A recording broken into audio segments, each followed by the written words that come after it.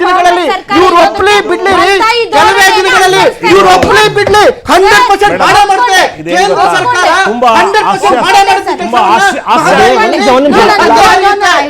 Madam. ಏನು 100% ಹಾಗೆ ಆಗುತ್ತೆ ಕೆಲವೇ ದಿನಗಳಲ್ಲಿ ಆಗಬೇಕು. ಹಾಗೆ ಆಗುತ್ತೆ ಮೇಡಮ್.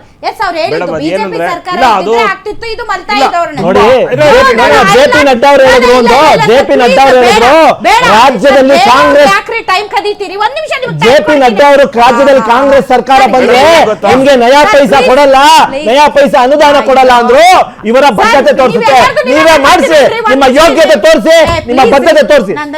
ಮೇಡಮ್, ಇದು ತುಂಬಾ ಹಾಸ್ಯಾಸ್ಪದವಾಗಿದೆ ಇವರ ಹೇಳಿಕೆ, ಬಾಲಿಶತನವಾಗಿದೆ.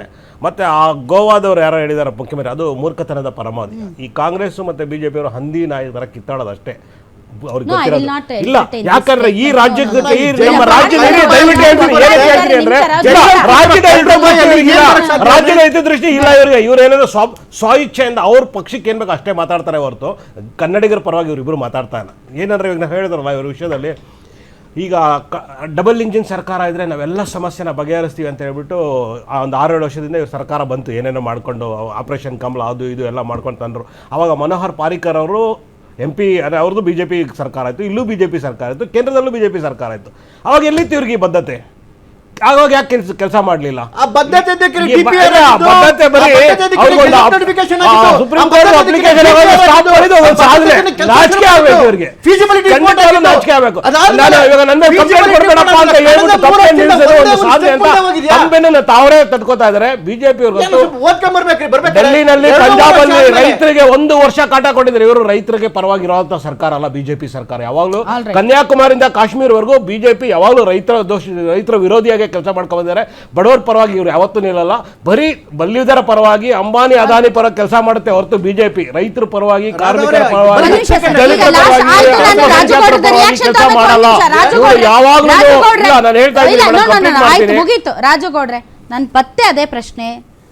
ರಾಜ್ಯದ ನಾಡು ನುಡಿ ಜಲ ಭಾಷೆಯ ವಿಚಾರದಲ್ಲಿ ದೇವೇಗೌಡರ ಬದ್ಧತೆಯನ್ನು ಯಾರೂ ಪ್ರಶ್ನಿಸಕ್ಕಾಗೋದಿಲ್ಲ. ಈ ವಯಸ್ಸಲ್ಲೂ ಮತ್ತೆ ಅವರೇ ಬರಬೇಕು ಅಂತ ಅಂದರೆ ಅದು ನಮ್ಮ ದೌರ್ಭಾಗ್ಯ. ಈ ವಯಸ್ಸಲ್ಲೂ ಮತ್ತೆ ಅವರೇ ಇಳಿಬೇಕು. ಎಲ್ಲ ನೀರಾವರಿ ಯೋಜನೆಗಳಾಗಿರ್ಬೋದು, ಎಲ್ಲ ಕುಡಿಯೋ ನೀರಿನ ಯೋಜನೆಗಳಾಗಿರ್ಬೋದು, ಈ ಥರ ದೇಶದ ಅಭಿವೃದ್ಧಿಗೆ ಸೂಚಕವಾಗಿರುವಂಥ ಯಾವುದೇ ಯೋಜನೆಗಳ ವಿಚಾರದಲ್ಲಿ ದೇವೇಗೌಡರು ಈ ವಯಸ್ಸಲ್ಲೂ ಬರಬೇಕು ಅಂತಂದರೆ ಅದು ನಮ್ಮ ದೌರ್ಭಾಗ್ಯ. ಇಲ್ಲ, ಈ ವಿಚಾರದಲ್ಲಿ ದೇವೇಗೌಡರು ಮೊನ್ನೆ ಒಂದು ಮಾತು ಹೇಳ್ತಾ ಇದ್ರು, ನನಗೆ ಕಾಲಲ್ಲಿ ಶಕ್ತಿ ಇಲ್ಲ, ಆದರೆ ಮನಸ್ಸಿನಲ್ಲಿ ಹುಮ್ಮಸ್ಸಿದೆ, ತಲೆಯಲ್ಲಿ ಶಕ್ತಿ ಇದೆ. ನೀವು ನೀರಾವರಿ ಹೋರಾಟಕ್ಕೆ ಈ ದೇಶದ ಯಾವ ಮೂಲೆ ಕರೆದ್ರೂ ನಾನು ಬರ್ತೀನಿ ಅಂತ ಹೇಳಿದ್ದಾರೆ. ನಮ್ಮ ಪಕ್ಷದ ಒಂದೇ ಬದ್ಧತೆ. ಇಡೀ ರಾಜ್ಯದಲ್ಲಿ ಸಾಕಷ್ಟು ನೀರಾವರಿ ವಿಚಾರಗಳಲ್ಲಿ ನಾವೇನು ಎಕ್ಸ್ಪ್ಲೈನ್ ಮಾಡೋದು ಬೇಡ, ನೀವೇ ಈಗೆಲ್ಲ ಸಂಪೂರ್ಣವಾಗಿ ಹೇಳಿದ್ದೀರಾ. ಕೃಷ್ಣಾ ಮೇಲ್ದಂಡೆ ಆಗಿರ್ಬೋದು, ಕಾವೇರಿ ವಿವಾದ ಬಂದಾಗ ಆಗಿರ್ಬೋದು, ಯಾವುದೇ ಸಂದರ್ಭದಲ್ಲಿ ನಮ್ಮದು ಪಕ್ಷ ಚಿಕ್ಕದಾಗಿರ್ಬೋದು, ಕಾಂಗ್ರೆಸ್ನವರು ಕೇಳ್ತಾರೆ ಎಲ್ಲ ಐತಪ್ಪ ನಿಮ್ಮ ಪಕ್ಷ ಅಂತ, ಒಂದು ಕಾಲಘಟ್ಟದಲ್ಲಿ BJPಯವರು ಕೇಳಿದ್ರು ಎಲ್ಲ ಐತಪ್ಪ ನಿಮ್ಮ ಪಕ್ಷ ಅಂತ. ಇಂಥ ಪರಿಸ್ಥಿತಿಯಲ್ಲಿ ಈ ನಾಡಿನ ಅಸ್ಮಿತೆ ಉಳಿಸೋವಂಥ ಪ್ರಯತ್ನ ಬಂದಾಗ ನಾವು ಮೊದಲಿಗರಾಗಿ ನಿಂತ್ಕೊತೀವಿ. ಕುಮಾರಸ್ವಾಮಿ ಅವರು ಅಷ್ಟೇ, ಯಾವುದೇ ಸಂದರ್ಭದಲ್ಲಿ ನೀವು ನೇತೃತ್ವ ವಹಿಸಿ ಅಂದರೆ ಯಾವ ಸಂದರ್ಭಕ್ಕಾದ್ರೂ ಬರ್ತಾರೆ.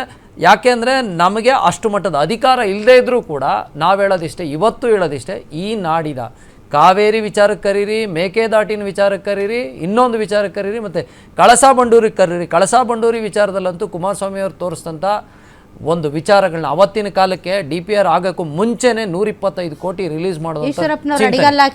ಇದು ಮೈತ್ರಿ ಸರ್ಕಾರ 125 ಕೋಟಿ ರಿಲೀಸ್ ಮಾಡಿದ್ರು. ಇವತ್ತು ಅಷ್ಟೇ DPR ಆಗಿದೆ. ಕಾಂಗ್ರೆಸ್ ಸರ್ಕಾರ ನಿಜವಾಗಿ ನಾನು ಹೇಳೋದೇನು ಗೊತ್ತಾ, ಕಾಂಗ್ರೆಸ್ ಸರ್ಕಾರ ಒಂದ್ ನಿಮಿಷ ಚಂದ್ರ ಮುಗಿಸ್ಬಿಡ್ತೀನಿ. ಕಾಂಗ್ರೆಸ್ ಸರ್ಕಾರದ ಪರಿಸ್ಥಿತಿಲಿ ಏನಾಗಿದೆ, ಇವತ್ತು ಸಾಕಷ್ಟು ಕಾಂಟ್ರಾಕ್ಟರ್ಗಳು ಕೂಡ ದುಡ್ಡಿಲ್ಲ. ನಿಜವಾಗ್ಲೂ ಹೇಳ್ತೀವಲ್ಲ, ಈ ಕಳಸಾ ಬಂಡೂರಿಗೆ ಸ್ಪೆಷಲ್ ಅನುದಾನ ತರಬೇಕಾ, ಅದಕ್ಕೆ ಒತ್ತಾಯ ಮಾಡಲಿಕ್ಕೆ ನಮ್ಮ ಪಕ್ಷ ಕೂಡ ಸದಾ ಸಿದ್ಧವಾಗಿದೆ. ಸ್ಪೆಷಲ್ ಅನುದಾನ ಬೇಕಾ, ಬನ್ನಿ ಗ್ರಾಂಟ್ ತರ್ಸಕ್ಕೆ ನಮ್ಮ ಸರ್ಕಾರ ಜೊತೆ ನಿಂತ್ಕೊಳ್ಳುತ್ತೆ. ಬಿಜೆಪಿ ಬೊಮ್ಮಾಯಿ ಸರ್ಕಾರ ಇದ್ದಾಗ 2020 ಗೆಜೆಟ್ ನೋಟಿಫಿಕೇಶನ್ ಮಾಡಿದ್ವಿ, ಅದಾದ್ಮೇಲೆ ಮಿನಿಸ್ಟ್ರಿಯಿಂದ ಪರ್ಮಿಷನ್ ತಗೊಂಡಿದ್ವಿ, ಅದಾದ್ಮೇಲೆ CAWC ಇಂದ ಪರ್ಮಿಷನ್ ತಗೊಂಡ್ವಿ, ಇದಾದ್ಮೇಲೆ DPR ಮಾಡಿದ್ವಿ, ರಿವೈಸ್ DPR ಮಾಡಿದ್ವಿ, ಫಿಸಿಬಿಲಿಟಿ ರಿಪೋರ್ಟ್ ಮಾಡಿದ್ವಿ 2022ರಲ್ಲಿ. ಅದಾದ್ಮೇಲೆ 2 ವರ್ಷದಲ್ಲಿ ಕಾಂಗ್ರೆಸ್ ಸರ್ಕಾರ ಒಂದೇ ಒಂದು ಸ್ಟೆಪ್ ಮುಂದೆ ಇಟ್ಟಿದೆಯಾ ಹೇಳಿ? ಒಂದೇ ಒಂದು ಸ್ಟೆಪ್, ಒಂದೇ ಒಂದು ಹೆಜ್ಜೆ. Thank you very much. ತಾವೆಲ್ಲರೂ ಇಷ್ಟೊತ್ತು ಕಾರ್ಯಕ್ರಮದಲ್ಲಿ ಭಾಗವಹಿಸಿದ್ರೆ. ಸಿದ್ದಣ್ಣ ಸರ್, ಭಾಳ ಐತಿ ನಮ್ಮದು ನಿಮ್ಮದು ಮಾತಾಡೋದು, ಯಾಕಂದರೆ ಇದು ಮುಗಿಯಂಗೆ ಕಾಣಲ್ಲ, ಇದು ಭಾಳ ದಿನ ಹೋಗುತ್ತೆ. ಒಂದಂತೂ ಸತ್ಯ, ಈ ವಿಚಾರದಲ್ಲಿ ರಾಜ್ಯ ಸರ್ಕಾರ ಮೊದಲು ಇನಿಷಿಯೇಟಿವ್ ತಗೊಳ್ಬೇಕು. ಅದಕ್ಕೆ ಕೇಂದ್ರ ಸರ್ಕಾರ ಮಧ್ಯಸ್ಥಿಕೆಯನ್ನು ವಹಿಸ